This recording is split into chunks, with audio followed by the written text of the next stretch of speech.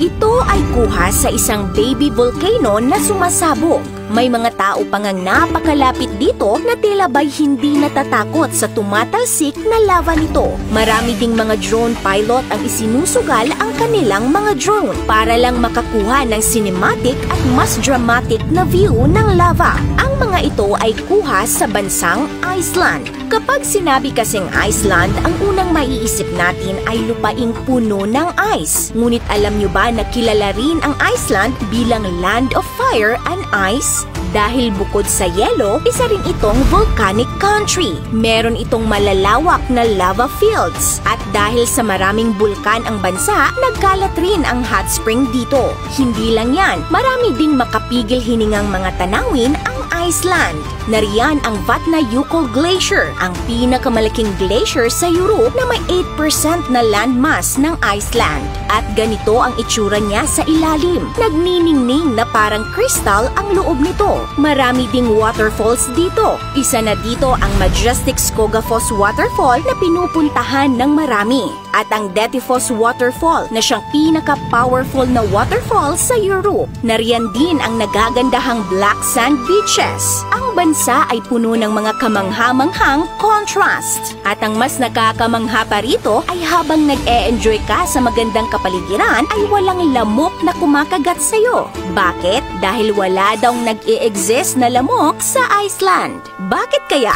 Ang Iceland ay isang maliit na island country na matatagpuan sa pagitan ng Greenland Sea at Atlantic Ocean na nasa hilagang kanluran ng United Kingdom. Meron itong land area na 103,001 square kilometers. Halos singlaki ito ng buong Luzon. Dito matatagpuan ang world's northernmost capital na Reykjavik. Isa din ang Iceland sa tinatawag na Land of the Midnight Sun, kung saan hindi lumulubog ang araw tuwing summer. Ang South Coast ay tahanan ng ilan sa mga pinakabinibisitang mga tourist attractions sa bansa. Kaunti lang ang mga bansa sa mundo kung saan pwede mong bisitahin ang mga hot spring at ice glacier sa parehong araw. Dito mo daw mai-experience ang maraming season sa loob lang ng isang araw. Kaya hindi nakapagtataka na booming ang tourism ng Iceland. At dahil na rin sa klima ng bansa ay totoong walang lamok na nag-e-exist dito, kaya tinawag itong mosquito-free country.